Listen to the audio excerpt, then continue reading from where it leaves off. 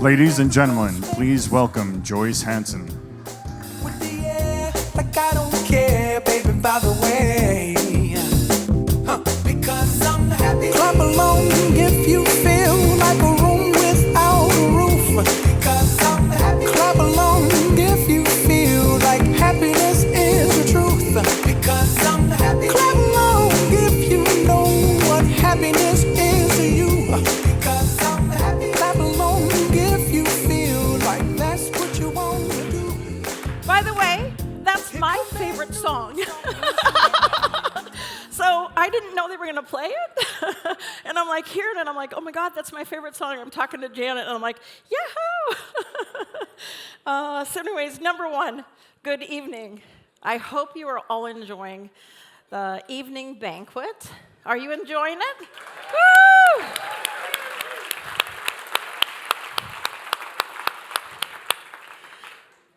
I hope you're also enjoying the energy for the meetings. You know, the last couple of days have been, I will say it's been phenomenal, right?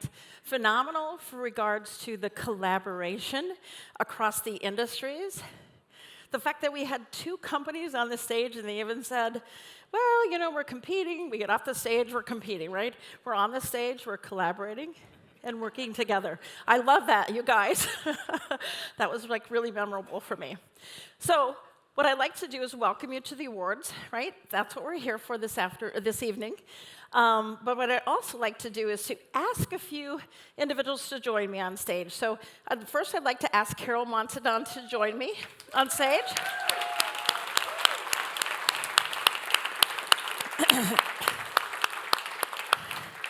So I mentioned on Tuesday that we have two executive sponsors. Carol is one of those executive sponsors. You guys heard from Kathy Winkle. You'll hear from Carol tonight. She is Johnson & Johnson's Chief Quality Officer. And she and Kathy have been so supportive of this conference and this technical competency. I was excited to have her join us tonight, as well as this afternoon for some of the conference content. And so just really happy to have her on stage for this awards presentation. Thank you very much, Carol. Thank you.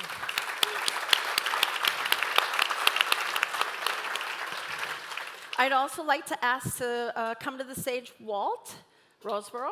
Walt.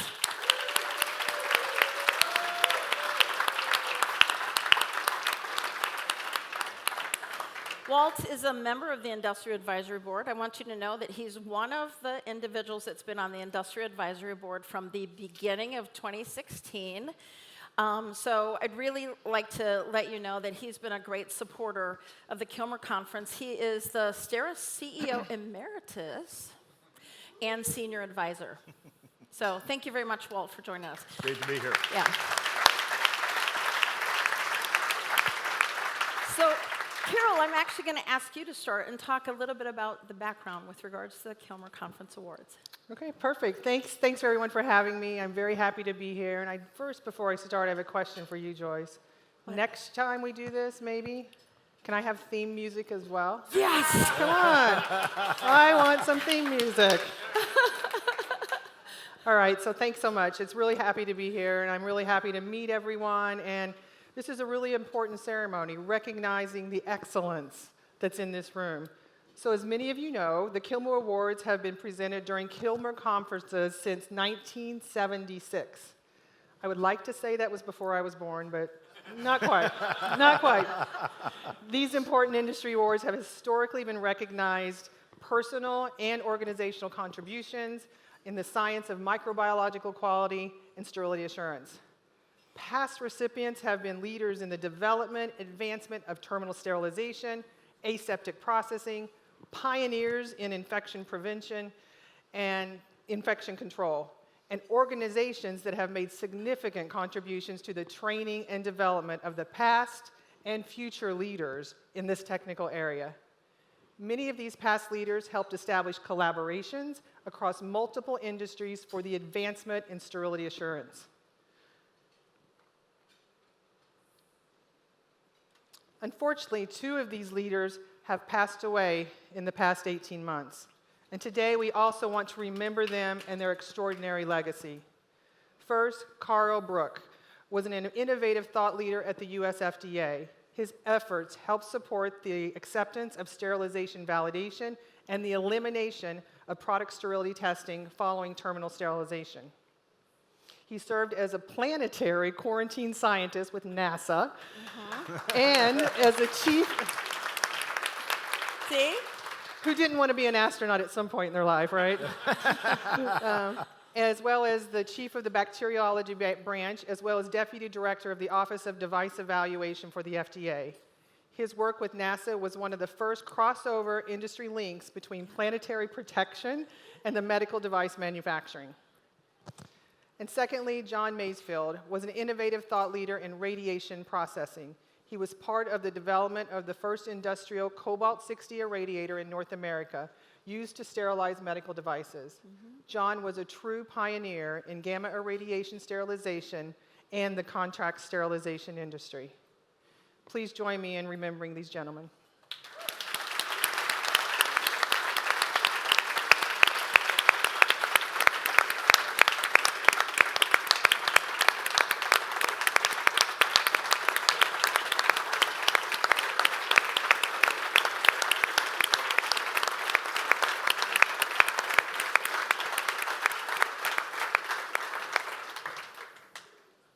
Walt? Thank you, everyone. I can't help but add that John Masefield was the founder of Isomedics, which is now Steris Isomedics, which Joyce helped put on the map for us. So it's nice to see how the circle comes together. But in addition to those gentlemen, there are 2 other leaders who have also passed away in the same time frame. And today we also want to remember them for their extraordinary legacy. Phil Schneider, who many of you know, was a leader, mentor, and friend to many of us in the sterilization community. Having worked as a senior specialist of sterilization products for 3M and consultant for Lexamed, Schneider shared his expertise and knowledge with the wider sterilization community as an AAMI standards developer and a board member for the Internal Organization for Standardization. Schneider provided expertise and leadership to AAMI's National Sterilization Standards Program and co-chaired AAMI's Standardization Working Group on this little thing called ethylene oxide sterilization hospital practices. The second individual is Patrick Nolan. Patrick was a packaging industry. It's nice to see that there were packaging people around here years ago, so you packaging guys step up. He was a packaging industry leader and was chairman of the ASTM Committee D10 on packaging. Nolan served on the ASTM International Committee for Flexible Barrier Materials and has been a member of the Committee on Standards. He was a past board member of the International Safe Transit Association and had a great deal of packaging industry expertise from positions at MTS Systems and Ecolab. So if we would again acknowledge their achievements in our industry.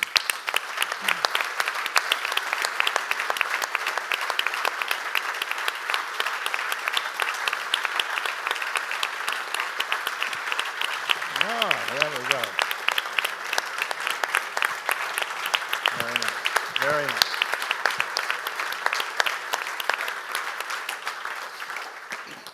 Now, we also want to highlight the 3 organizations that have been recognized for their efforts in the past to develop technical competency: the International Atomic Energy Agency, the Parenteral Drug Association, and the Association for the Advancement of Medical Instrumentation. We want to celebrate these historic awards. Would past recipient Mike Sadowski and the leaders of PDA and AAMI please stand so that we might celebrate your leadership and contribute to the industry again.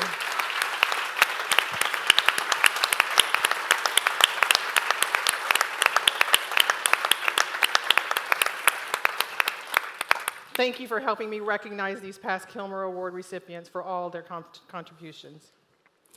As I mentioned earlier this week, we had several individuals who were not able to join us this week due to health issues. COVID, what a surprise. and then just health issues for those individuals. Unfortunately, they couldn't be with us. So we wanted to acknowledge one of the individuals because he sent me an email that I wanted to make sure that we read part of it. And my apologies, I'm actually going to read the part of it. So if you could just scroll up on the prompter, that would be great. Scroll up because I want to read it. So, by the way, you guys, please do me a favor before I read this. If any of you are, kind of email friends with Mike Shola, have worked with him in the past, would you do me a favor and send him an email and wish him the best? Let him know that we miss him here at the KILMER conference. The KILMER conference meant so much to him, and he was such a big part of it before we stopped the KILMER conference and then after we restarted it again. He actually sent me an email, and we cut it down just a little bit.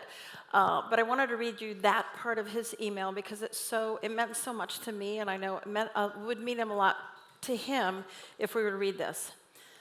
He says, "I want to thank my family and longtime friends for their unwavering support of my career. I also want to thank the KILMER conference community for the prestigious 2019 KILMER Award. To all of you as future KILMER Award winners," right? Okay. As future KILMER Award winners, I ask that you take advantage of your time at KILMER to find someone to support your life and your career journey. The KILMER conference is the opportunity to go all in, okay? All in. So please join me in a round of applause for Mike Shola.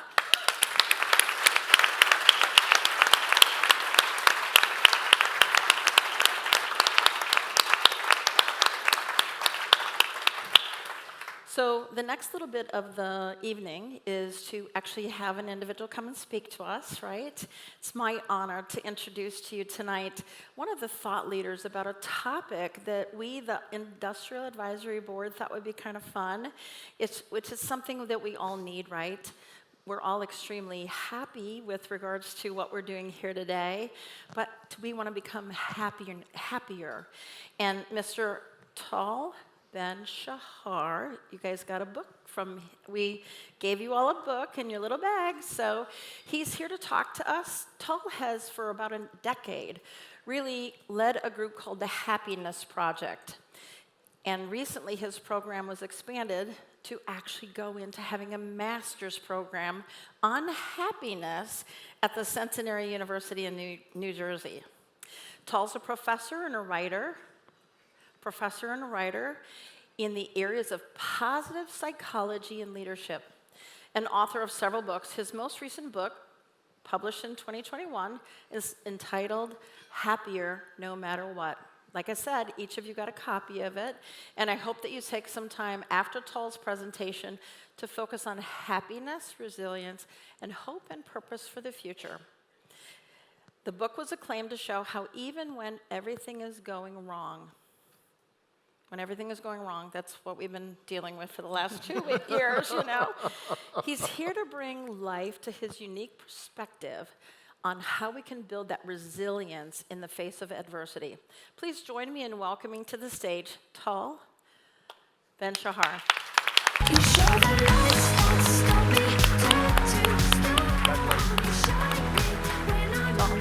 Look forward to it.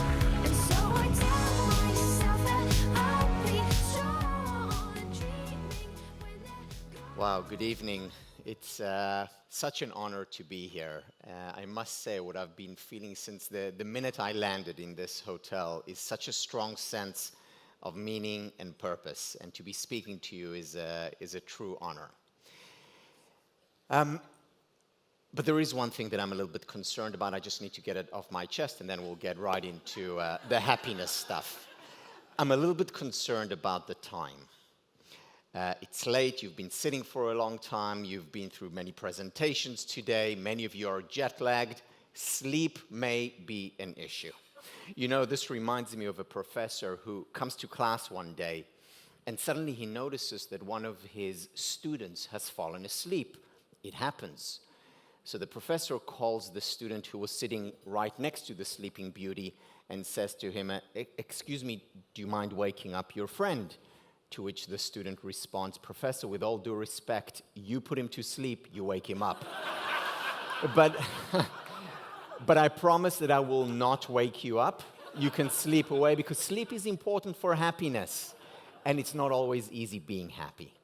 You know, I got into this whole field of the science of happiness because of my own unhappiness. I was an undergraduate at Harvard studying computer science.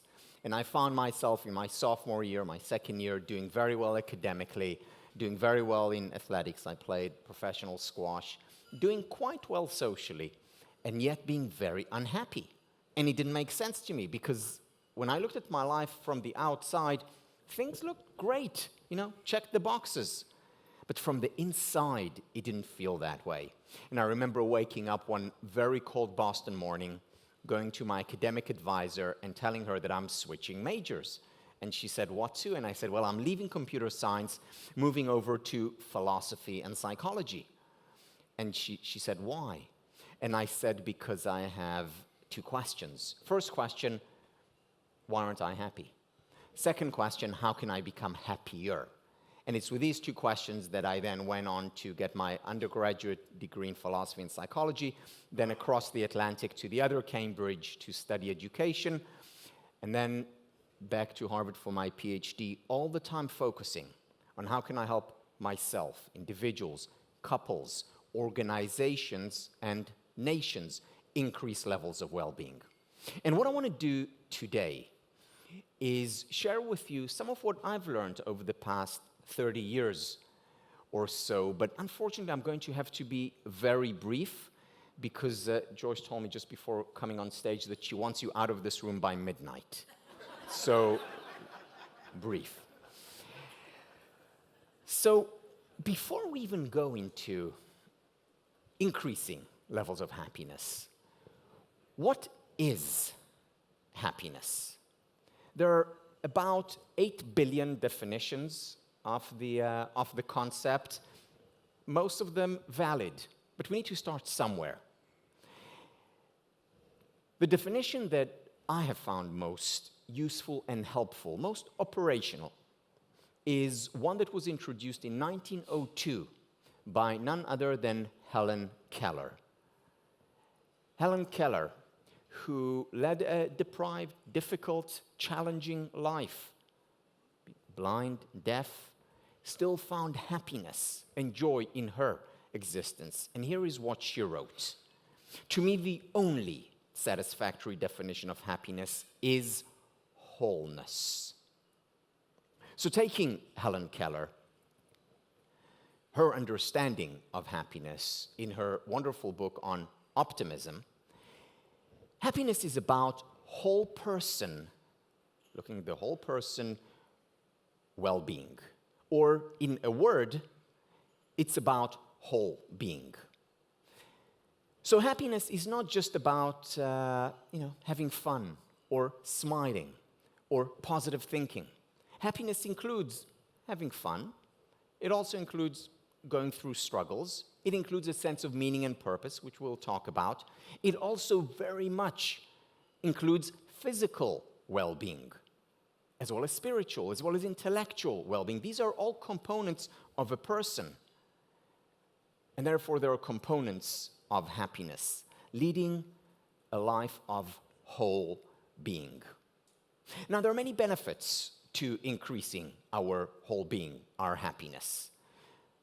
People who increase levels of well-being, even by 3 or 4%, not that much. You'll get some tools today, you'll be able to do that. 3-4%.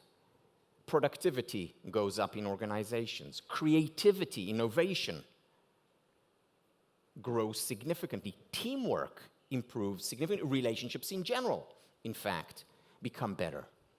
Retention rates in organizations that increase levels of well-being of their employees go up significantly. Now, how important is that with the Great Resignation? More important than ever. Physical health.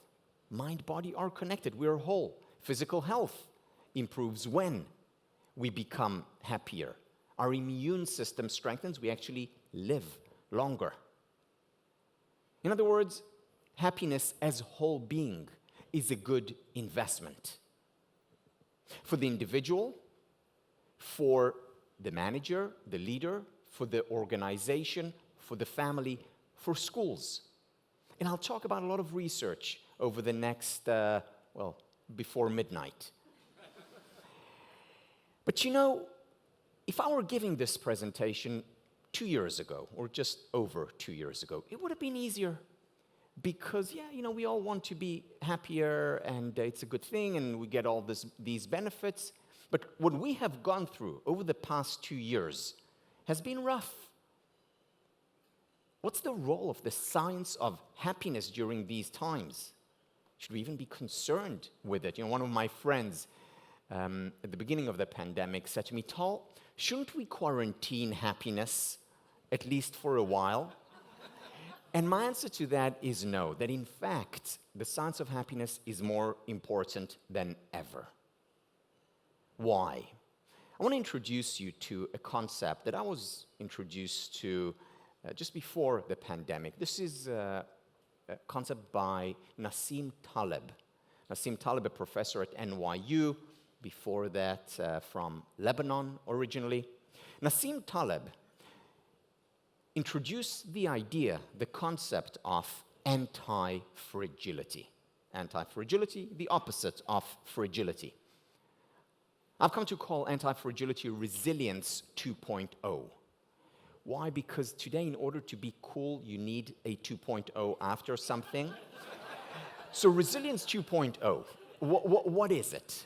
So resilience 1.0 is actually a term taken from engineering.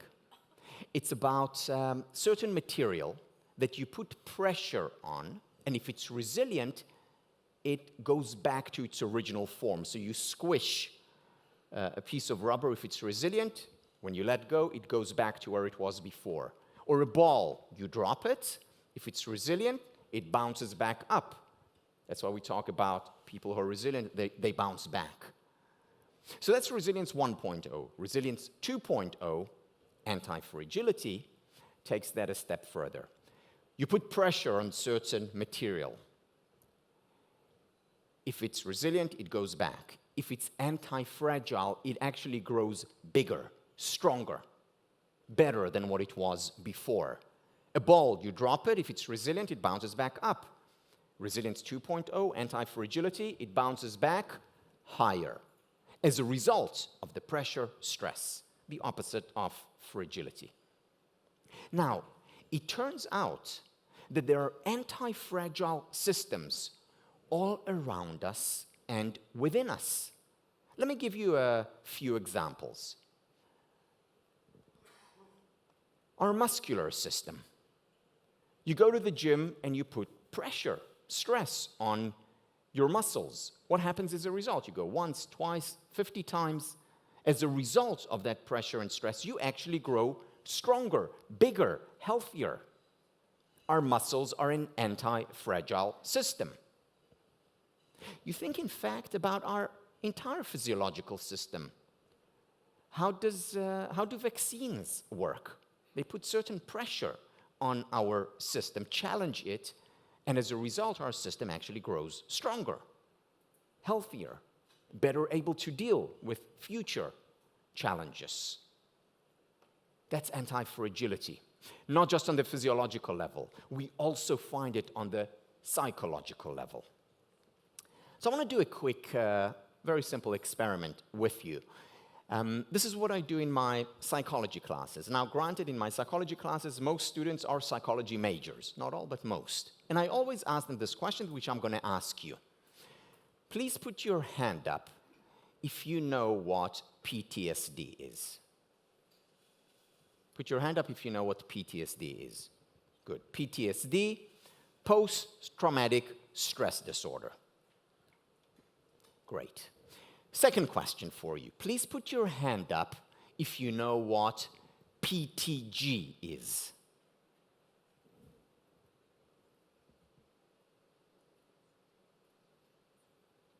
Higher, please. So, PTG stands for post-traumatic growth. The exact same thing happens in my classes with psychology majors. Just about everyone puts their hand up. They know what PTSD is. Nobody Nobody has heard of PTG. Even students who've been studying it for 5 years, many trained psychologists don't know what PTG is. So PTSD is being fragile, breaking down as a result of trauma. PTG is anti-fragile, actually growing as a result of trauma. Now, here is the thing. Post-traumatic growth is potentially twice as likely to happen as post-traumatic stress disorder. Potentially twice as likely if, and this is a very big if. First of all, we need to know about the existence, the possibility of PTG. So just knowing that it's a possibility makes it more likely to actually happen.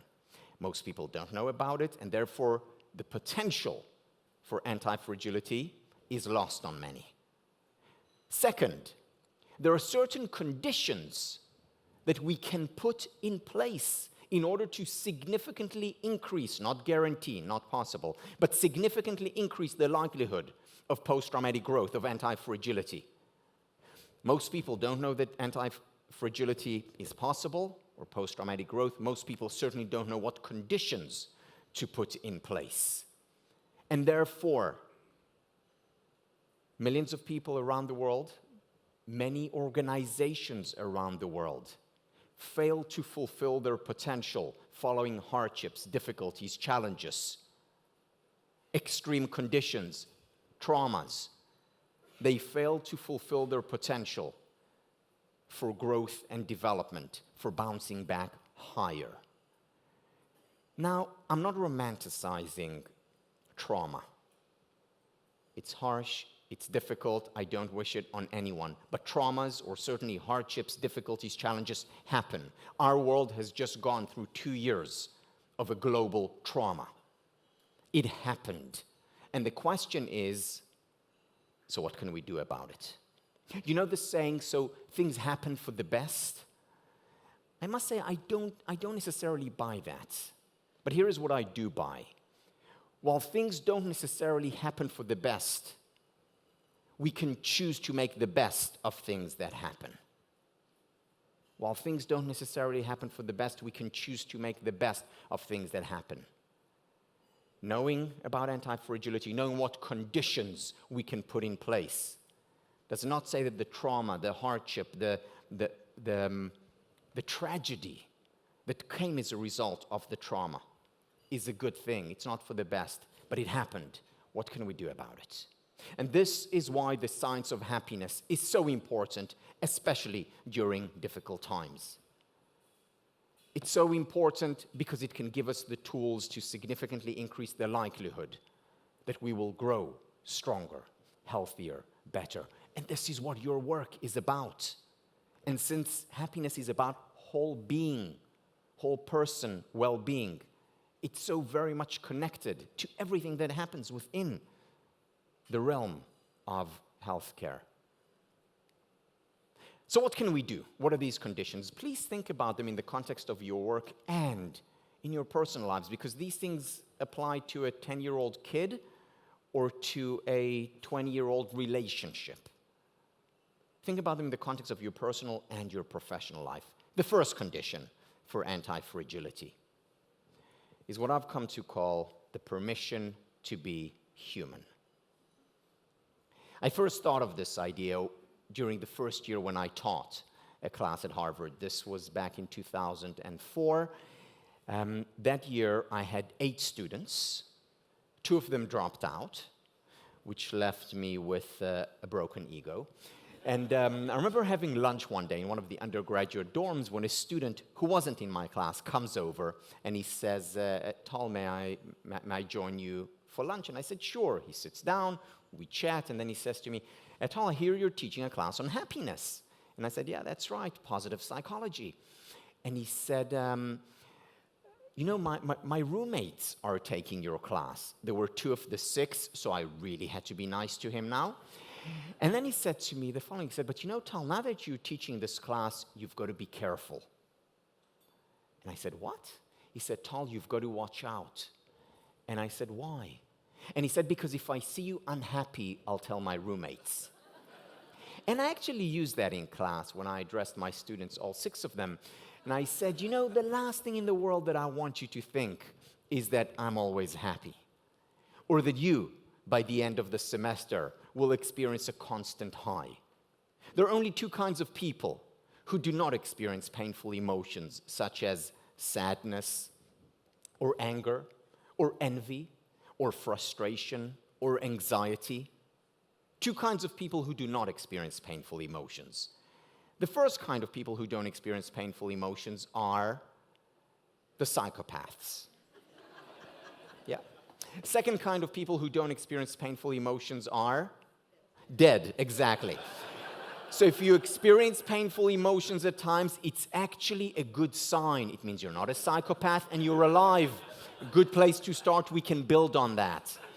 The problem in today's culture is that most people, most of the time, do not give themselves the permission to be human. Why? There are many reasons. One reason, social media. What do we see on social media? On social media, even during the pandemic, everyone is doing great. You know, people are learning how to bake. People are suddenly, you know, so much closer to their family, so much more appreciative of their lives now than they have ever been before. Everyone's doing great except for me. Now, I don't want to be the only one who's not doing great, so I put similar posts up, contributing to the great deception that is largely responsible for the Great Depression. Why? Because there is a paradox at play. And the paradox is that when you reject painful emotions, they intensify, they grow stronger. Why does this happen? Let me do another quick experiment with you. I'm a psychologist. I like experiments. This one doesn't hurt, I promise. Here is what I'd like you to do. Very easy experiment. For the next 10 seconds, do not think of a pink elephant. Do not think of a pink elephant. You know the one I'm talking about? You know, Dumbo, big ears. Do not think of a pink elephant. And what happened? Pink elephants all around. Why? Because when we try to suppress a natural phenomenon, such as thinking about a word that we hear over and over again, when we try to suppress a natural phenomenon, that phenomenon intensifies. It grows stronger, more dominant. Painful emotions are a natural phenomenon. And if I do not allow myself to experience sadness or anxiety or envy or anger or fear, these emotions only grow stronger. Whereas paradoxically, when I give myself the permission to be human, simply allow them to flow through me, they leave just as they came. They do not overstay their welcome. You know, I decided 25 years ago that my calling was to be a teacher. But I faced one very serious challenge, barrier, and that is that I'm an introvert. I'm shy. I get very nervous in front of a large audience. And for me, a large audience is anything above 5. So that first year was a real challenge for me. Today, let's see, 1, 2, 3, 4. Yeah, definitely a challenge today. Now, at the beginning, when I started teaching, I would always, before I got on stage, said, Tal, don't be nervous, don't be anxious. What do you think happened? Pink elephants all around. Whereas after reading Viktor Frankl on paradoxical intentions and Daniel Wegner, who was my teacher on ironic processing, I realized that what I need to do more than anything else is simply experience the experience, give myself the permission to be human. I still get nervous before lectures. We were just talking about this before this, but I don't fight it. On the contrary, I said to myself, wow, what a relief. I'm not a psychopath and I'm alive. And then it becomes manageable, very often turning into excitement. The permission to be human. Imagine this. Imagine waking up every morning and saying to yourself, I refuse to accept the law of gravity. You know, it would be so much more graceful to simply float to work in the morning. It's so cumbersome to go down the stairs and up the stairs. I refuse to accept the law of gravity. Well, for one, You may not survive for long, especially if you live high up. But even if you do survive, you would lead a life of constant frustration. But instead of rejecting the law of gravity, we accept it, we embrace it, we even play games around it. Imagine the World Cup without the law of gravity. Meaningless. Or the Olympic Games without the law of gravity. Now we have the high jump event. We play games with the law of gravity. Accept it, embrace it. Not so for painful emotions, ignoring the fact that painful emotions are as much part of human nature as the law of gravity is part of physical nature. And yet we accept the latter, reject the former, and the price is high. Not just when it comes to the increase, growth, intensification of painful emotions. Also when it comes to pleasurable emotions. Why? Because all of our emotions flow through one pipeline. It's not like we have two pipelines, one for the painful, one for the pleasurable. All of our emotions, one pipeline. And if I block the painful emotions, or attempt to block it, I'm also hurting the free flow of pleasurable emotions. So if I don't allow myself to experience sadness, I'm also preventing myself from fully and wholly experiencing joy. If I don't allow myself to experience envy, a natural human emotion, I'm also preventing myself from fully experiencing love. And if I don't give myself the permission to experience anxiety, I'm preventing myself from experiencing excitement. In the words of Golda Meir, who was Israeli prime minister back in the 1970s, those who don't know how to weep with their whole heart don't know how to laugh either. Two sides of the same coin. Now, when I talk about the permission to be human, I'm not talking about resignation. I'm not saying, okay, so I'm just feeling down and out and I'm just going to vegetate in front of the TV for 3 months. Not at all. I'm talking about active acceptance, which means accepting the emotion, whatever it is, and then choosing the most appropriate course of action. Why? Because actions are more important, ultimately, than emotions. To lead a full and fulfilling life, it's what we do that counts more. I can, and do at times, experience fear. But that doesn't make me a coward. It makes me human. You see, courage is not about not having fear. Courage is about having fear and going ahead anyway. Or envy. I'm not a bad person, immoral, if I experience envy. It's a natural human emotion. Emotions are not good or bad, just like the law of gravity is not good or bad. It is. It's a fact. The question is, how do I act? And the paradox is that when I accept the envy as natural, I'm in a much better place to act, to behave generously, kindly, benevolently. Because when we reject the emotion, it strengthens, it intensifies. There's research in organizations showing interesting gender differences. So, women, what are the emotions that women are most likely to reject? Again, men reject it too, but women more likely to. Anger. Why? Because it's not feminine to be angry. Who, me? Of course not. What happens as a result? Anger is suppressed. It has to come out somehow. It either comes out when we blow up, when we lose it, or it comes out physiologically. Remember, whole being, mind and body are connected. Many, not all, of course, but many of our illnesses, even chronic illnesses, are a result of suppressed emotion.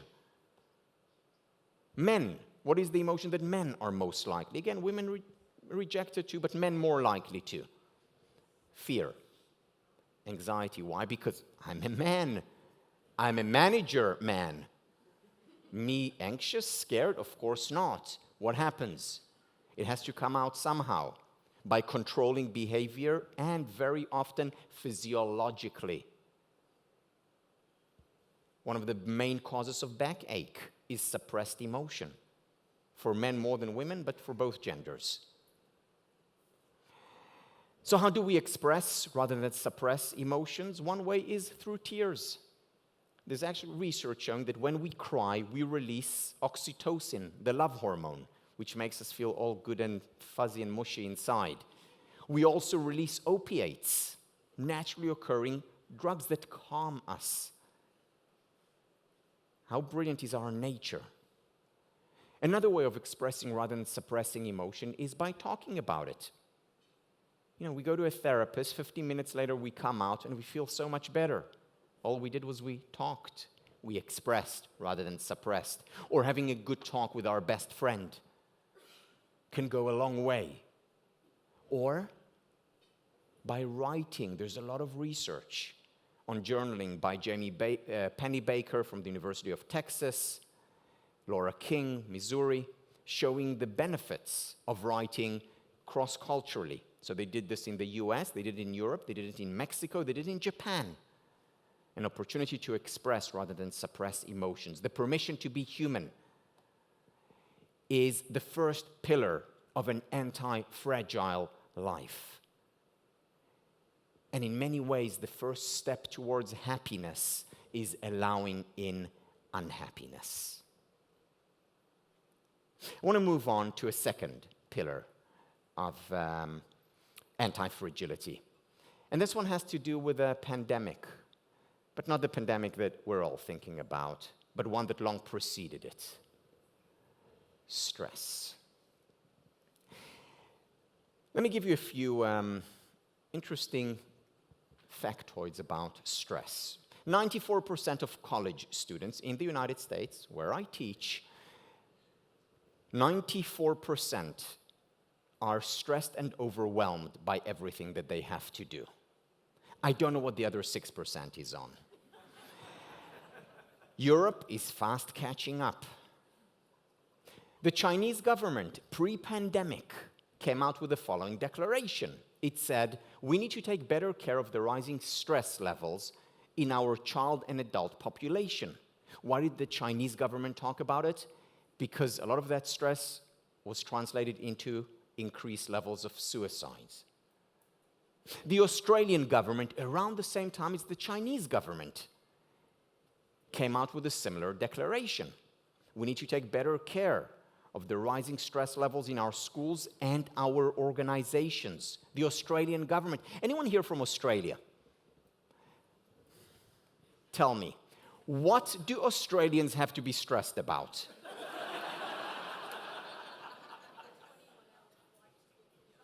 A 21-hour flight to get here. Good answer. Yeah. Plus you have sharks. But seriously, the World Health Organization is rightfully concerned about the stress pandemic. Look at some of the headlines from the newspapers. More and more doctors are talking about stress as the silent killer. Workplace stress, lowering levels of productivity, creativity, sick leave, you name it. So what do we do about this? So my colleagues and I, over the past 2 decades, have been studying stress. And what we found initially in our research, initially surprised us. In hindsight, it looks pretty obvious, but many things in hindsight are obvious. What we found was that we were looking in the wrong place. What we found that we were actually blaming the wrong culprit. What we found was that actually stress is not the problem. That actually stress potentially is good for us. I mean, think about the analogy that I just gave a few minutes ago. You go to the gym and you lift weights. And 2 minutes later, you lift the same weights. And then after 2 days, you go back to the gym and you lift the same weights. And 2 days after that again. And you persist in that way for 6 months, a year. And after 2 years of pumping iron, you begin to look like me. Well, more or less, I hope a little bit more. So stress is not the problem. Remember, we're an anti-fragile system. When do the problems begin? The problems begin when you go to the gym and you lift weights, and a minute later, you lift more weights, and a minute after that, more weights, and more weights, and more weights. And the following day, the same thing. That's when the problems begin. That's when you get injured. That's when you get weaker rather than stronger. The problem, therefore, is not the stress. The problem, rather, is the lack of recovery. Whether it's in the gym, physiologically, or in life, psychologically.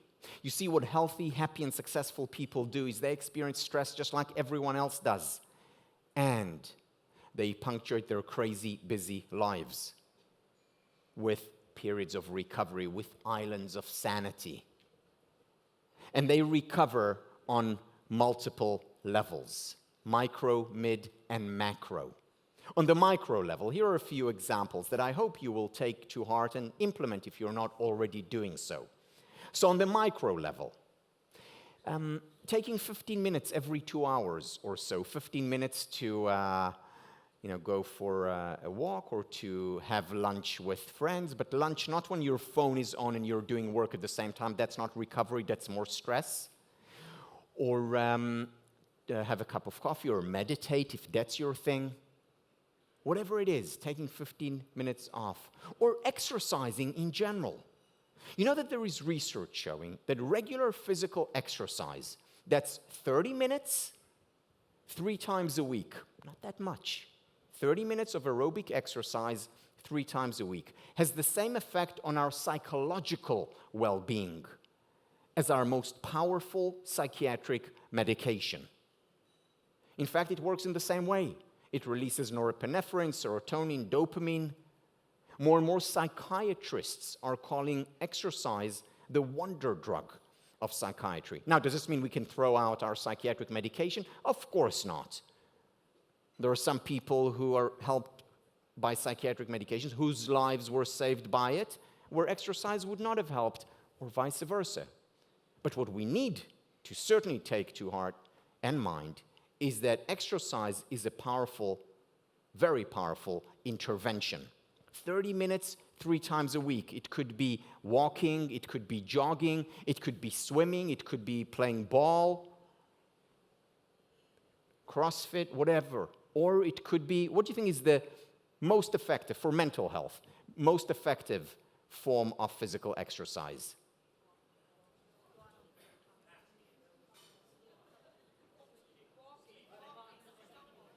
I heard you. They said sex. Just saying. Now, excuse me, I'm just going to have a conversation with them. Don't listen now. This is PG-18. If you can go on for 30 minutes at aerobic pace, we need to talk. No, it's not sex. It's actually dance. Dance. Why dance? Because, first of all, we're moving. We're moving in different directions, different ways. We usually smile when we dance, so there is that effect. And we usually do it with other people, like your activity. So that contributes to well-being. But any form of exercise, whatever works for you, is a powerful form of recovery, and it triggers the anti-fragile system. Stress without recovery, we break down, we melt down. We become fragile. With recovery, we are anti-fragile. On the micro level, another example. So a colleague of mine was invited by a New York trading firm, pre-pandemic, 2018. Was invited to give a talk on stress because they were really struggling. They were traders, so they would buy and sell stocks all day on that screen. Buy, sell, buy, sell. Stress was exacting a very high price. People were getting sick. Employees were leaving the organization, citing stress as the number one reason. Underperforming. All the symptoms that we associate with stress. So he comes in, world-leading expert, gives a talk on stress, very similar to what I just talk to you about now. Stress is not the problem is lack of recovery. At the end of the talk, the employees go to him and say, "Doctor, we loved what you had to say. Tell us, what do we do? Prescriptions, please." And he said, "Okay, here is what you should do. Every 2 hours, I'd like you to take a 15-minute break. During those 15 minutes, you can go downstairs, walk around the block, New York City, have a cup of coffee, exercise, meditate, whatever. They said, "You're joking, right?" He said, "No, I'm not. Why?" He said, "We don't have 15 minutes. You know, we have to be on that screen all the time. You know what can happen on the world markets in 15 minutes?" He said, "Oh, how about 5 minutes?" he asks. They said, "No, we have our lunch in front of that screen." He said, "Wow." He thinks for a few seconds, and then he says, "How about 30 seconds?" They think for a few seconds, and they say, 30 seconds we'll give you. What have you got? Quickly. He said, "Okay, here is what I'd like you to do. What I'd like you to do is every 2 hours, pause for 30 seconds. Ideally, close your eyes. And then, during those 30 seconds, take 3 deep breaths. So 5 to 6 seconds in, ideally through your nostrils all the way down to your belly, and then 5 to 6 seconds out. 3 deep breaths. If you really want to go wild, 4 deep breaths. 3, good enough. And they said, "Fine, we'll do it." But then he said, "I don't want you to just do it today and tomorrow because you remember that I was here. I want you to do it day in and day out, consistently." And they said, "We'll do it." And they created reminders around the office, whether it was on a screensaver, the word breathe, or a picture on the wall, or they would wear a bracelet, or they reminded each other, or they used the smartphone every 2 hours to remind them. And they did it religiously. After 1 month, the organization looked, felt, and performed at a whole different level. Why? Because stress is not the problem. And what they did during these 30 seconds is shift from the fight-flight stress response to what Herbert Benson from Harvard Medical School calls the relaxation response. Recovery, and that triggered their anti-fragile system. And that made all the difference. So whether it's an hour session in the gym or 30 seconds or a meal with family or friends, we need those micro recoveries throughout our life. Then on the mid-level as well, getting a good night's sleep. There's some great research on the benefits of sleep coming out of Stanford, coming out of UC Berkeley, out of University of San Diego and Riverside. For some reason, all the research that I know of on sleep comes out of California. Coincidence or not, you tell me. But it's a fact and it's good research. And what they show is the benefits, cognitive benefits, physiological benefits, relational benefits. We're much nicer when we sleep. The benefits of sleep. Now, if you go to bed and you don't fall asleep, don't worry about it. You don't need more stress on top of the stress. Just lie down. Not with a smartphone, because that drives sleep away. With a book. Or whatever, exercise. Do your thing. And then sleep comes or not, but you get your recovery. Or another form of mid-level recovery is taking a day off. You know, even God needed a day off. I think there's an important message here for us mere mortals. And it turns out that God was right. Taking a day off contributes to our physical well-being, to our psychological well-being. We actually become not just more creative, but overall more productive when we take at least a day off a week. And then there is the macro-level recovery. J.P. Morgan once said, "I can do the work of a year in 9 months, but not in 12. I can do the work of a year in 9 months, but not in 12. Now, most of us don't have the luxury of taking 3 months off. But even a month off, or 2 weeks, or a week off, consistently, can go a long way in triggering the anti-fragile system. Now, I must say, I know who I'm talking to here in this audience. There are many here who are very driven, hardworking, ambitious, therefore successful. And for that type, usually type A's, taking time off is a challenge. Why? Because I don't want to be left behind. Why? Because the world is moving so quickly, I can't afford time off. Well, think about the following analogy. You're a race car driver. You go around the track again and again and again. 40 lapses. And you need to take a pit stop.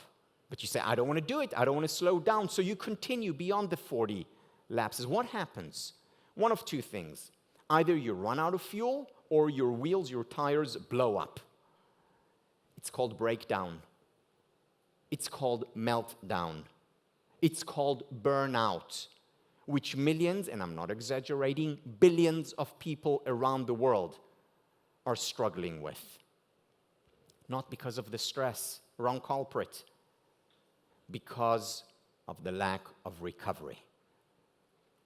One of the most powerful triggers for the anti-fragile system, both physical as well as mental, one of the most powerful triggers for the anti-fragile system to kick in is recovery, micro, mid, and macro level. I want to move on to a third pillar of anti-fragility, one that we have here in abundance, and that is a sense of purpose. Viktor Frankl, in his wonderful book, Man's Search for Meaning, writes about or distinguishes between the meaning of life and the meaning in life. When it comes to finding the meaning of life, that's above my pay grade. Some people find it in God, some people find it in another sense of calling, in saving the world or saving the whales. But there's also the meaning in life, and that is about finding meaning in the day-to-day activities. And here I want to share with you some very important research that came out of Michigan and Yale, respectively. So this is research by Jane Dutton and Amy Wisniewski. What they identified were 3 archetypes in the workplace. The first archetype is of employees who see their work as a job. What does this mean? It means that I do it because I have to. A job is something that I don't like, but I need it for the paycheck. What am I looking forward to in a job? I'm looking forward to Friday, TGIF, thank God it's Friday. Or I'm looking forward to vacation or retirement when I will no longer have to do this job, which is a chore, something that I must do. Then there are people who see their work as a career. Career is all about progress. What am I looking forward to? I'm looking forward to the next promotion, to making more money, to becoming more successful, more prestige. This is work as a career. Then there are people who see their work as a calling. For those people, work is important in and of itself. It's purposeful. It's meaningful. They're passionate about what they do. They're glad they're paid for it, but they would do it anyway because they believe in what they're doing. Now, we all have our job days, career days, and calling days. The question is, which is more dominant at a particular given time? The first study that they ran on this was actually conducted in hospitals, places many of you are familiar with. And they studied, the first group that they studied were janitors. These are the cleaners who clean the bathrooms, change the bed sheets, wash the floors. That's what they do day in and day out. There were janitors in those hospitals who saw their work as a job. They had to do it. They had no choice about it. They needed money for themselves, for their families. It's a chore. Then there were janitors in those very same hospitals, washing the floors, changing the bed sheets, and cleaning the toilets, who saw their work as a career. For them, it was about becoming head janitor, or maybe being promoted to doing something else, maybe more prestigious, where they could make more money. Career. And then there were janitors in those very same hospitals doing the same thing. Floors, beds, toilets, who saw their work as a calling. For them, what they were doing matters. They facilitated the work of the doctors. They enabled the healing process of the patients. Sure, they had their job days and they had their career days, but overall, by and large, they saw their work as a calling, as important as making a difference. Now, needless to say, they were significantly happier. They were also healthier, mind-body connected, whole being. And the work that they performed was better. In those very same hospitals, there were doctors who saw the work as a job. You know, I've been doing this for 20 years, let this shift just be over. Or as a career. I want to become the chief doctor, or I want to become, if it was a teaching hospital, a full professor, whatever it was, or a private practice where I could make more money. It was all about that. And then there were doctors in those very same hospitals who saw their work as a calling. This is what I'm meant to be doing with my life. Now, it reminds me of a story that my business partner, Angus Ridgway, told me. So Angus Ridgway, 21 years as a McKinsey partner director, had lunch with his brother-in-law. His brother-in-law is a doctor, a heart doctor, a cardiologist. His specialty is pacemakers. What he does is puts pacemakers in, and then every few years takes it out, changes the batteries, and puts it back in. So Angus, who's British, with a British sense of humor, was having lunch with Ever, his brother-in-law. And he says to Ever, you know, I finally realized what it is that you do for a living. So Ever, wondering, says, what do I do for a living? To which Angus responds, you change batteries. Now, his brother-in-law didn't even smile. He looked at him straight in the eye and said, you're right, Angus. Some days I change batteries. Other days I save lives. How we perceive our work turns out to be more important than what we actually do. In those same hospitals, the same applied to nurses, to administrators. The same research was replicated among engineers, among hairdressers, teachers, parents. In just about every domain of activity, we can look at our work as a job, a career, and calling.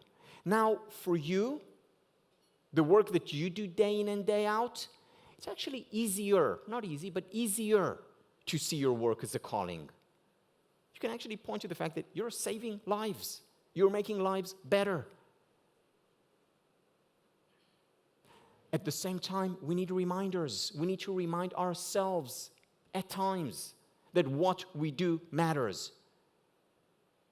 Because if we don't, then we forget and we fall into the rut of meaninglessness, purposelessness. And just reminding ourselves that what we do counts, matters, is important, makes a big difference to our performance. We contribute more as a result. But not only that, it also contributes a great deal to those around us. Because purpose is contagious. And when I come to work as a manager, as a leader, with a sense of mission and purpose and calling, I'm affecting those around me, even if I don't say anything. Not only that, what the research shows that those janitors in hospitals who saw their work as a calling affected their work orientation of the doctors they were working with. Purpose is contagious, and the thing is that in every situation, every position, every workplace, we can connect to our purpose. One of the things that I do with clients often is, instead of asking them to write a job description, which they've probably done often, I ask them to write a calling description. What is it about what you do that is making a difference? Whether it's to the client, to a customer, whether it's to a colleague or to your family. What difference are you making in your work? Even in the most restricted and routine jobs, employees can exert some influence on what is the essence of their work. There's a story that has been told with many different variations about a tourist who comes to Italy. And he reaches a construction site. And in the construction site, he walks 20 yards and he meets a builder, construction worker. And he asks him, what are you doing? And the builder says to him, I'm laying bricks. He walks 20 more yards, same construction site. builder doing the exact same thing as the first one. What are you doing? He asks him. I'm building a wall. 20 more yards, the same construction site, a third builder, doing the exact same thing as the first two. What are you doing? The tourist asks him. I'm building a cathedral to the glory of God. What we focus on can make all the difference. Friedrich Nietzsche, 1875, wrote, when you have a what for, every how becomes possible. When you have a sense of meaning and purpose, when what you do is perceived by you as important, as meaningful, you can overcome hardships, difficulties, even traumas. A trigger, a powerful trigger for anti-fragility. This research was replicated on children. If we can help our children find a sense of meaning, a reason to get up in the morning, they're so much more likely to overcome this very challenging time. It's challenging for us adults, children even more so. And a sense of meaning and purpose can make all the difference. I want to talk about one final trigger for anti-fragility, and that is giving, generosity. I want to share with you my favorite study in the whole field of psychology. There are hundreds of thousands of studies. This is my favorite. So this is a study that was a joint venture between the University of British Columbia, Canada, and Harvard Business School. Here's what they did. They invite a group of people, random people, and they bring them into a lab. In the lab, they measure their levels of happiness. We know how to measure levels of happiness. We can do it through questionnaires. We can do it through physiological measures. We do it through neurological measures. We actually know what a happy brain looks like. We know what a depressed brain looks like, a compassionate brain. So they measure their levels of happiness, and then they give them a nice sum of money. And then they tell them, take this sum, take this money, and go spend it on yourself. Go buy yourself something. And they do. And they go out and they buy themselves a gadget, or they buy themselves shoes, or whatever. And afterwards, they come back to the lab and they measure their level of happiness. What do you think they find as a result of the shopping spree? Happiness levels go up significantly. This is important research.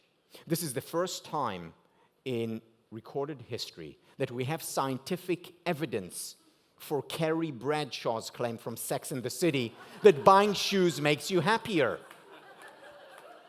Amazing. So I see some people are laughing, others are about to cry. Permission to be human. So have we found the secret to happiness? Not so quickly. The following day, they come back to the lab. Once again, they measure their levels of happiness. 24 hours later, what do they find? Happiness levels go right back down to where they were before. In other words, there is a shopper's high. It lasts a day. And then they go back down to where they were before. So what's the conclusion from this research? You need to buy shoes every day. Very good. Straight A student right here.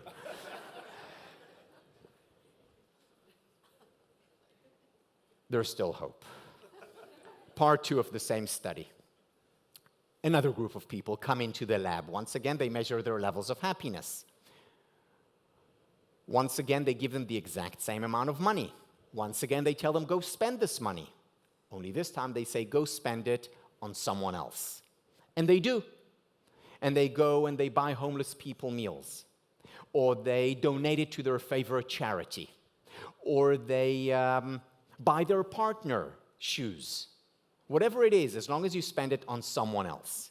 And then they go back and they measure their happiness levels. What do they find? What they find is that happiness levels go up to the exact same extent as the shopper's happiness levels went up. With one very big difference. A day later, they go back to the lab and they measure their happiness levels. It does go down, but only slightly.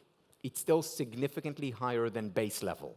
Even after a week, you find the impact of giving, of generosity, of charity. When we give, we receive. There are so many studies like this one showing the benefits of giving charity, and not just material giving, as was the case in this study. Also of amaterial, spiritual forms of giving, like kindness. Sonia Lubomirsky, UC Riverside, did research asking participants to commit to 5 extra acts of kindness a week. Small acts of kindness, doesn't have to be something major.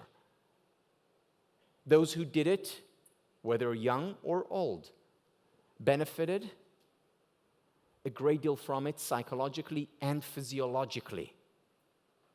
And the nice thing about kindness, as Anne Frank wrote back in the 1940s, you can always give something, even if it is only kindness. So easy. Making the world a better place, making our life better. To give is to receive.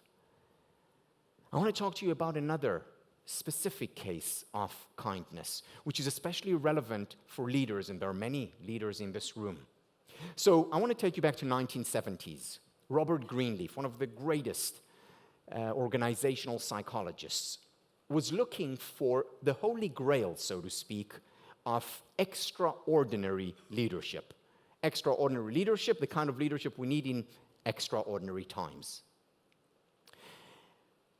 And what he found was that the most important characteristic of extraordinary leadership was what he coined then as servant leaders.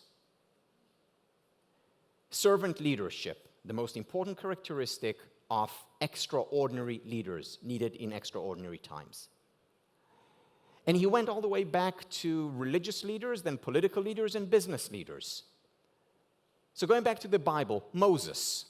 Again, whether you take this as the Word of God or as a collection of stories written by people, it doesn't matter. There's a lot of value in many of these stories.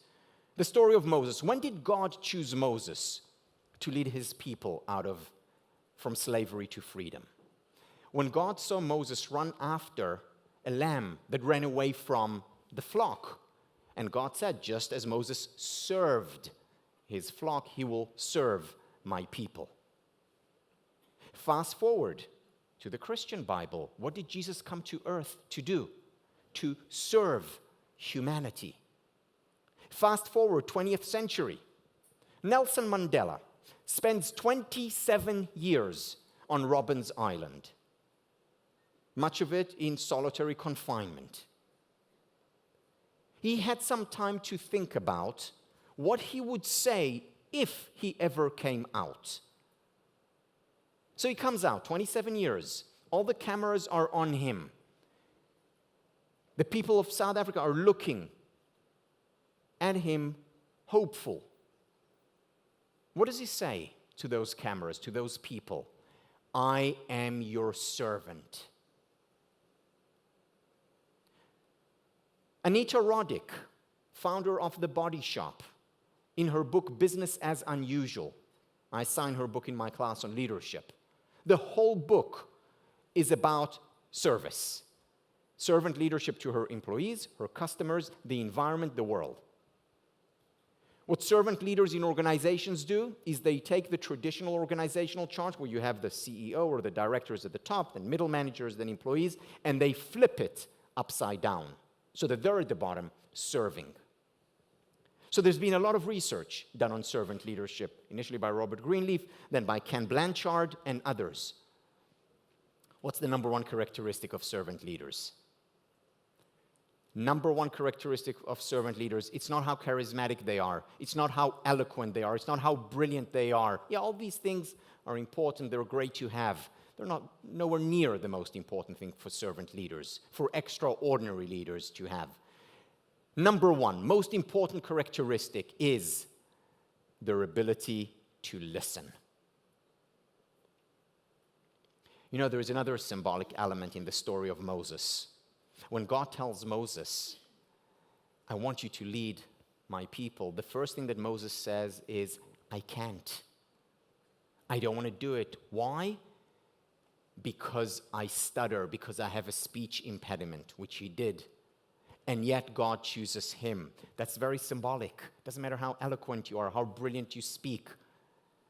It's your ability to listen that matters more. The leader as servant. You know, my mother tongue is not English. English is my second language. My mother tongue is Hebrew, the language of the Bible. My favorite word in Hebrew is the word to give. It's actually a biblical word. The word to give in Hebrew is Natan. You know the name Nathan? In Hebrew, it's Natan.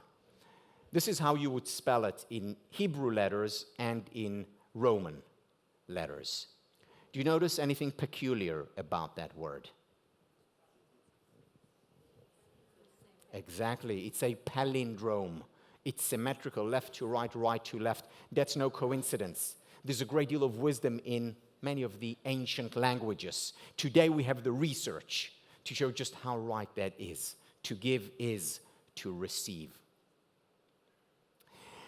And I want to end with one final study. This is a study conducted by Adam Grant, professor at Wharton Business School.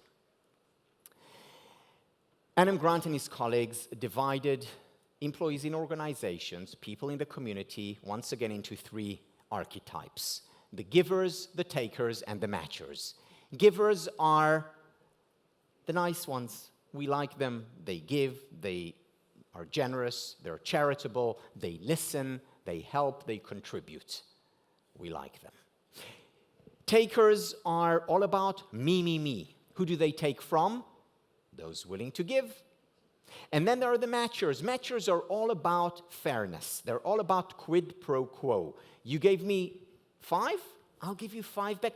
You just gave me 3, sorry, that's all you're getting from me, because it's fair. Now, we all have the giver, the taker, and the matcher within us. The question is, what situation are we in? Where are we in our life? It changes over lifespan. But we, at a given point, have a dominant archetype. It turns out that for organizations, for your teams, for your companies, you want to have as many givers as possible. It's good for business. It makes sense because they're good team players, because they help everyone learn and rise. But what about individual performance? What about individual success? Is it better for you or your child or someone you care about to be a giver, a taker, or a matcher? Here the answer is less clear-cut. When it comes to performance, what Adam Grant and his colleagues did was divide organizations into the best performers, within organizations, the average performers, and the worst performers. At different levels in the organization, whether you're talking management or line employees. Who are the best performers, who are the average, and who are the worst performers. And they wanted to see which group is represented where. Now, at the top, in the middle, on the bottom, you have givers, matchers, and takers, of course. But disproportionately represented at the top are, drum roll, the givers. Whew, relief. How about the middle? The average performers. Disproportionately represented are takers and matchers. What's going on here? What about the bottom? Which group is disproportionately represented at the bottom? Givers. What's going on here? This is where research becomes interesting. Because the research question is, what is the difference between givers at the top and givers at the bottom? They're both nice, generous, kind, they listen, they help, they contribute, they're charitable, we like them, and yet they're very different. What's the distinguishing characteristic? It's that the givers at the top also give themselves, whereas the givers at the bottom forget, neglect themselves. And that's not sustainable. That's not helpful.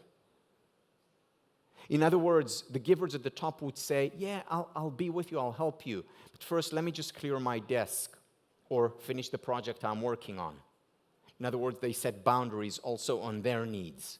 Or as a parent, mommy, daddy will be with you soon, but first I'm exercising, taking care of myself. They're about taking care of themselves and taking care of others. And again, we're reminded of it each time we get on a plane. Help yourself so that you can better help others. In the words of the Dalai Lama, caring for others based only on your sacrifice doesn't last. Caring must also feed you. And this is what I'd like to leave you with. Because you take care of us, you take care of the world, you contribute in such an important, meaningful way. So we need you. And therefore, we also need you to take care of yourself, to take care of your nears and dears, and by extension, to take care of us all. How? By creating those triggers for anti-fragility, by giving yourself the permission to be human, writing about it, talking about it, shedding a tear when appropriate, by finding time to recover, whether it's by exercising, whether it's by taking those 3 deep breaths consistently, taking a day off or a vacation, by focusing on your sense of purpose, that thing that strengthens our ability to deal with hardship, that fortifies us when you have a what for every how becomes possible, by connecting to your meaning, to the why in your life. And yes, by giving freely and lavishly to all and to yourself. Thank you. Thank you. Thank you very much. Thank you. Questions? Do you have a few minutes? Well, I have till okay, midnight. No, not till midnight. No. But I would like to give an opportunity if there was anyone that would like to ask a question. We have a few minutes. I know everybody's getting really tired, but I want to give that opportunity because he is here, and I would love to make sure we get the advantage of the opportunity to hear from you. So, Please. Tom? So if there are any questions or comments about any topic, something that I spoke about or not. Nick? Sir. Oh, thank you. I read your book before we came, so I wouldn't be prepared. But you have SPIRE as your acronym. What part of that is probably the most significant? Good. So just a background for those who didn't do their homework. No, I'm kidding. The way I define happiness is as a whole being. However, we need to break it down into its elements, what makes up this whole person well-being. And there are 5 elements that many researchers talk about. There are first spiritual well-being. That's the S of SPIRE. Spiritual well-being is about a sense of meaning and purpose, which I spoke about. It's about being present. It's about mindfulness. Physical well-being, the P of SPIRE, is about exercise. It's about nutrition. It's about rest and recovery. Intellectual well-being, that's the I of SPIRE. That's an interesting one because it's about curiosity, for instance. Do you know, this is research that came out, less than 5 years ago. People who are curious, who ask questions, we know that they are actually more successful at work, being a lifelong learner, but what we found out just recently is that they also live longer, which I find fascinating. So, curiosity kills the cat.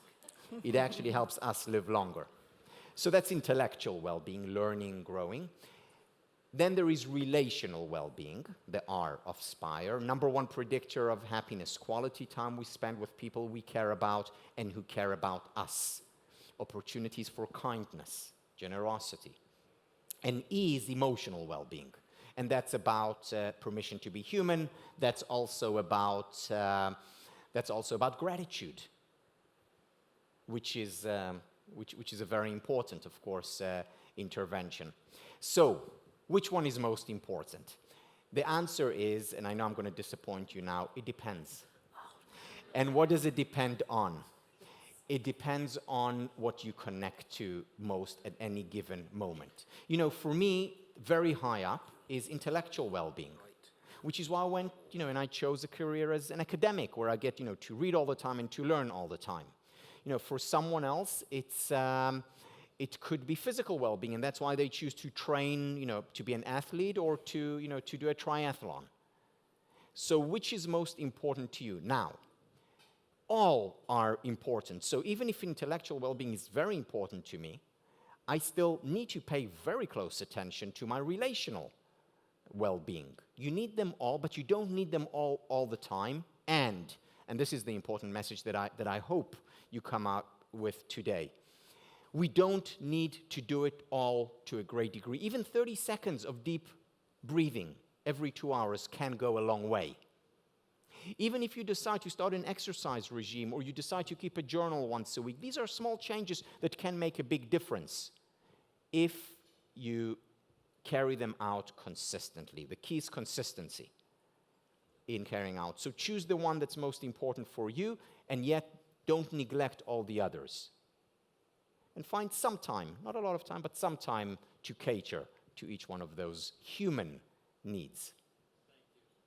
Thank you. Just one more question, if there is anything else. One more Does anyone question. else have any other questions? Probably everybody's ready to go to bed at this point. I think, any questions? Okay, hearing none, I'm going to say thank you so very much, Tal, for coming. Thank you very much. Thank you.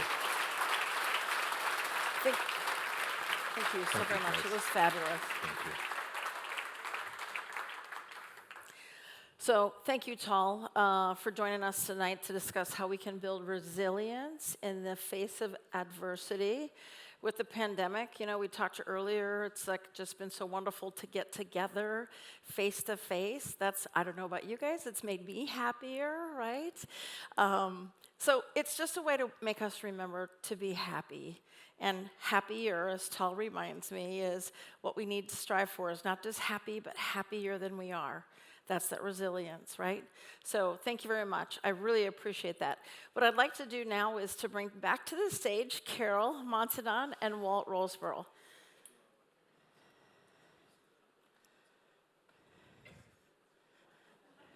Still no theme music. Dan.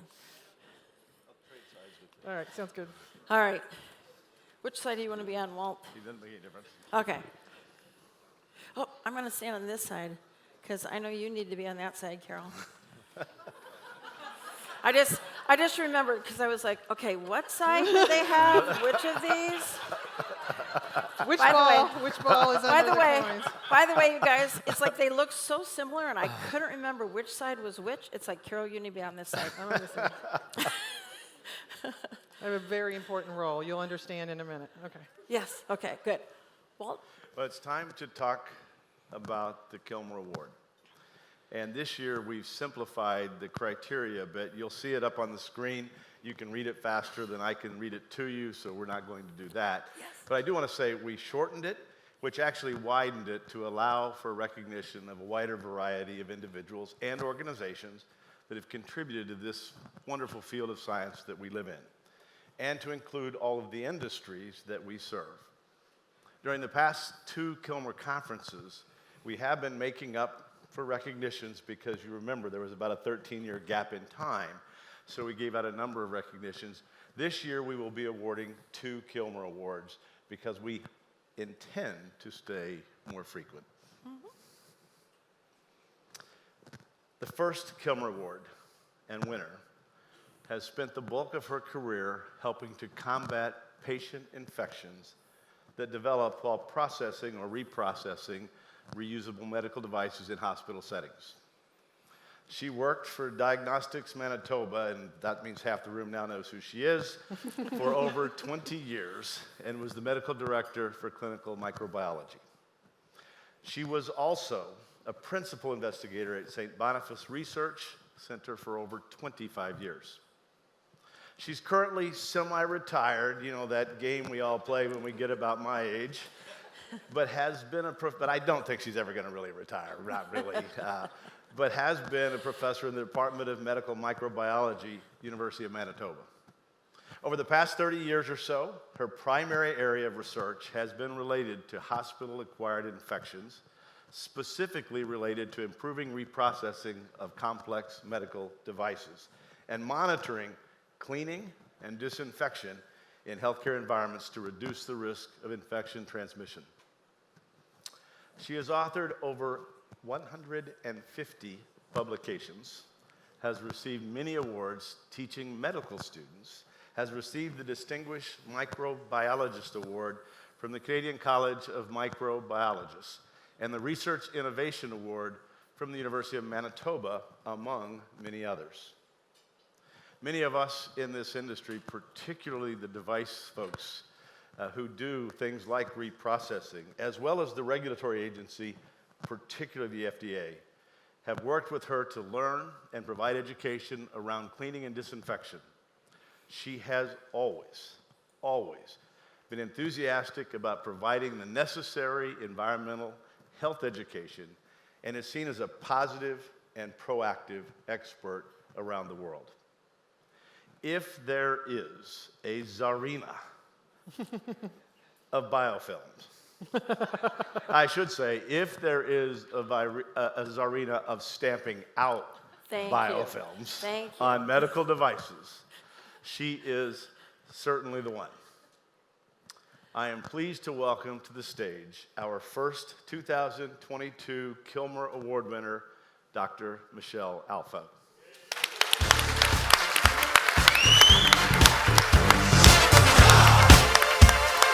Don't believe me, just watch. So great. Michelle, congratulations. So wonderful to have you recognized.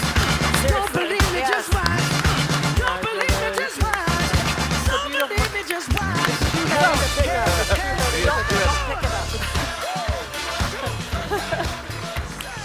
Michelle. Okay, guys. Number one, we're going to take a photo here real quick. Walt, get over here. Oh, okay. Oh, yeah. Pictures. I should put you in the center. Wait. Yes. Okay, good. Thank you.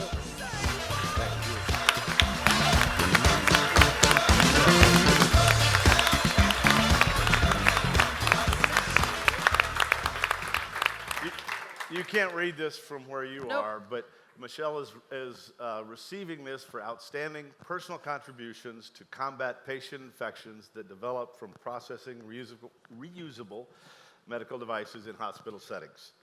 Michelle is the first ever KILMER Award winner to represent the healthcare provider industry.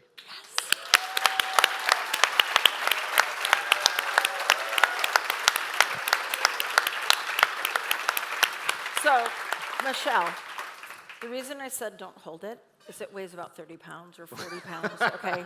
It's got a marble base. I can't even lift it and hold it for too long, so we'll ship it home for you. But, like, you got to pose by it. If you exercise daily for... Yeah. So congratulations again. It was wonderful to see, and this was one of the things that we talked about as the IAB, is to think about having the opportunity for a broader perspective of the individuals that were recognized. And so again, it was wonderful to see someone from the healthcare part of our industry to be recognized. So congratulations. Yeah.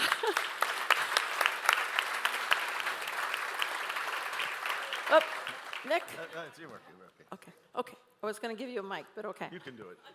Okay, she's loud. Stop. There we go. First of all, it's just such a thrill to be here and see so many people attending this KILMER conference. And I'm extremely touched to be honored.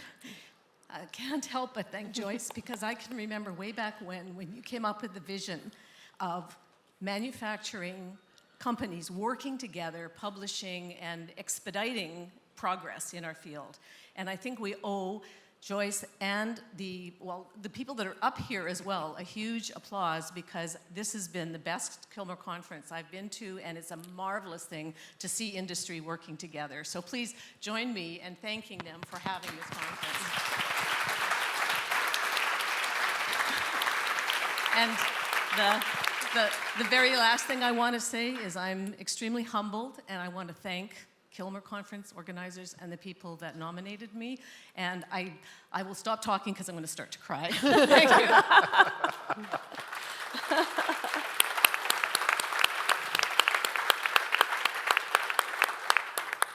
So, Walt, I'm sorry, I edited my script at the last minute because I was taking out what the individual said today that I had in my script. So I'm hoping it takes them just a little bit longer to figure out who this next one is. We're good. We're good, okay. The second I know it's me. 2022. I know. Come on, just go ahead.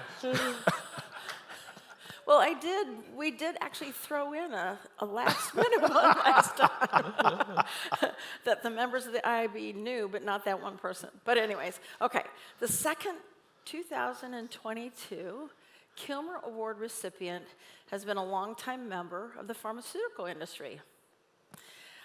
I found a quote by this individual, and I wanted to read it because I was like really, really excited because it matches some thoughts of what we've been talking about here.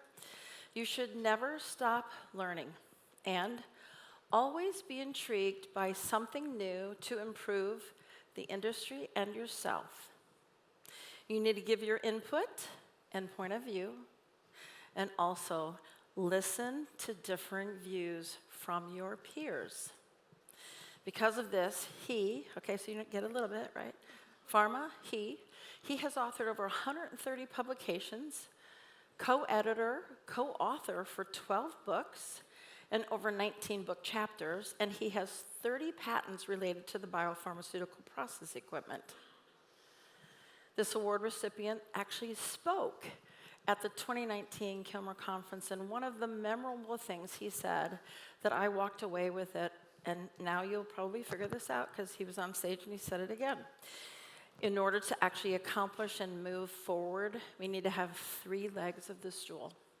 The manufacturers or the industry, the suppliers, and the regulators, all at the same table, holding up that stool to foster collaboration and innovation.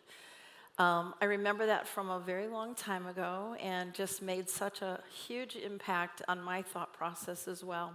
This individual's worked with the PDA for many, many years, regulatory authorities, other manufacturers from around the world to advance the area of aseptic processing, and is an expert in sterile filtration and is what I consider a visionary in the area of aseptic manufacture.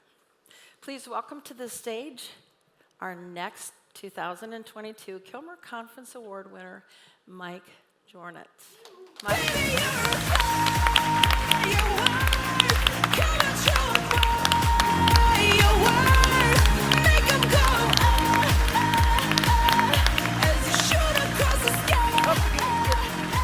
Great job today, too. Very good. Congratulations. Congratulations. You're welcome.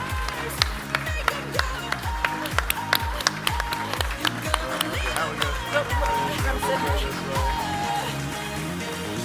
Boom, boom, boom. Even brighter than the moon, moon, moon. It's always been inside of you. And now Congratulations.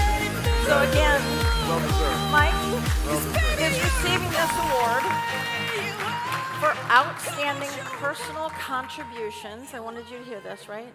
We, like, always identify what you're receiving the award for is for outstanding personal contributions to the advancement of aseptic process, filter sterilization of sterile products. I look forward to many more years of seeing you do visionary things. Thank you. Thank you very much.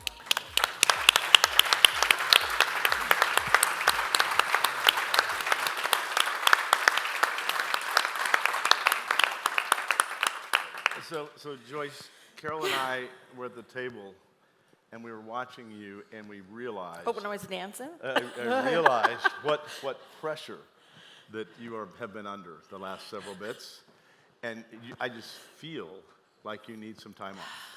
Oh, okay. So good. we have decided that we're going to commandeer the rest of this conversation for Oh, the I love evening. it. Oh, I get to go home? You're going to turn your mic off, gentlemen, on the other side. And we're going to take the podium. I see what they're saying here. Close You your guys eyes. might have heard Close that your Joyce, eyes and take it you're in. off. Close your eyes and take it in. Take 3 deep breaths. You may have Tall. heard I'm going to be doing it. that Tall. Joyce has decided to retire in a few months. Until then, she still has 6 months or so to go. Yep, yep. She is the Vice President of Microbiological Quality and Sterility Assurance for J&J. Not a trivial job. She is a member of the J&J Quality and Compliance Leadership Team and is personally responsible for U.S. and international sterile and aseptic standard setting, internal sterile process best practices, providing end-to-end, I learned that from you, life cycle management for sterile products, and microbiological quality assurance for non-sterile products for J&J worldwide. She has led several sterility assurance organizations during her career spanning over 40 years. Prior to joining J&J in 2012, Joyce was the president and founder of a consulting firm that provided many device makers, with strategy and implementation plans for sterility assurance. Before she established her consulting practice, she led sterilization for Baxter Healthcare, Sherwood Davis Geck, Steris Isometics, and Becton Dickinson. Joyce holds a BS in microbiology from South Dakota State and a master's in management from Kellogg at Northwestern University. She's authored or co-authored more than 30 sterilization articles in technical journals and/or chapters in books. She served as a convener of the ISO Working Group on Radiation Sterilization and is co-chair of the AMI Working Group on Radiation Sterilization Standards, SAL, and microbiological methods. I'm an engineer. I can't say those words.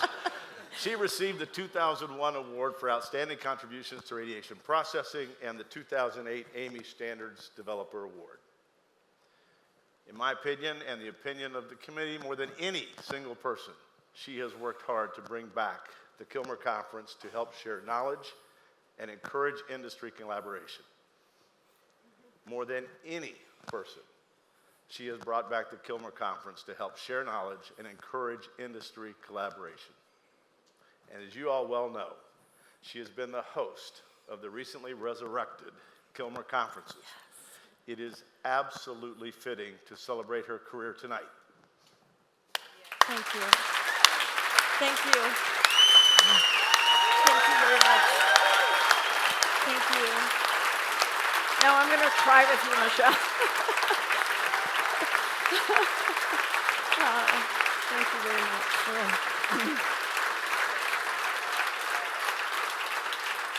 Thank you. Uh-oh, my boss. Yeah, her boss.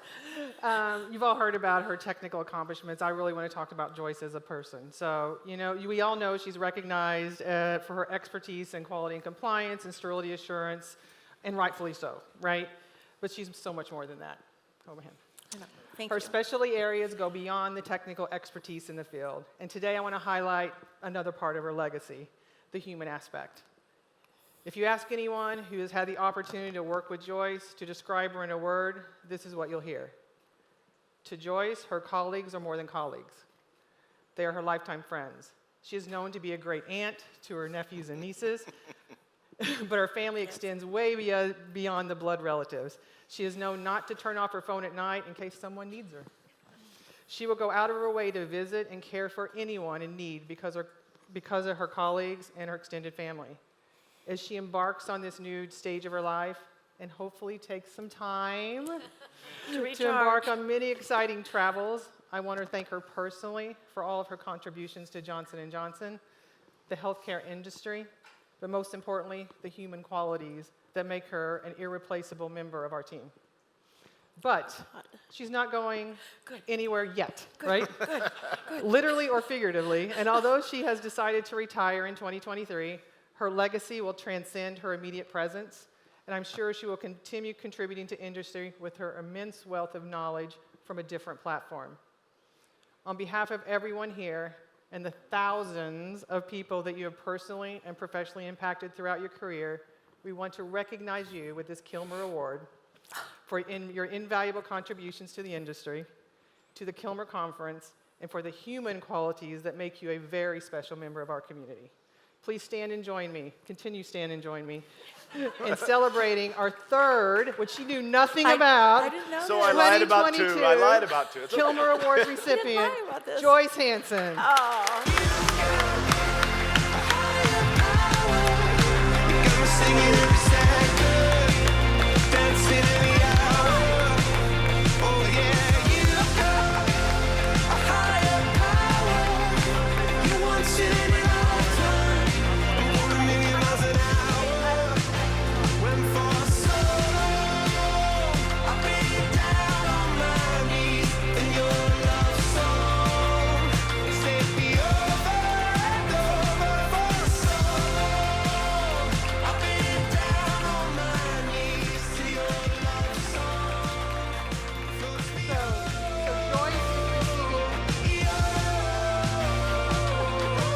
I'm going to dance pretty soon.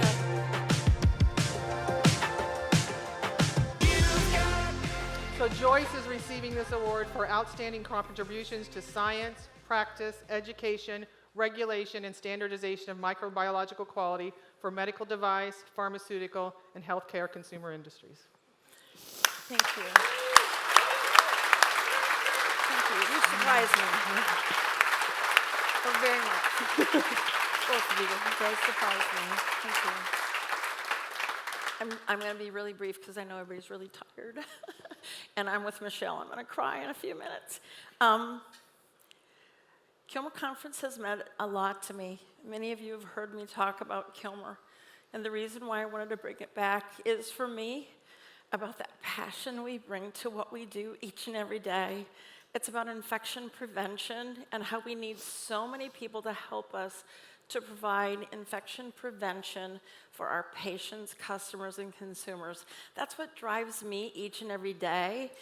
And, you know, Tal, when you were talking about the differences of a job, a career, and a calling, infection prevention is what I see as my calling. I'm not a microbiologist. I'm an individual that helps to make sure that we are, now I'm going to use my marketing tool I told you guys about. We are the first line of defense for infection prevention. So thank you to each of you, because you all inspire me every single day. Thank you very much.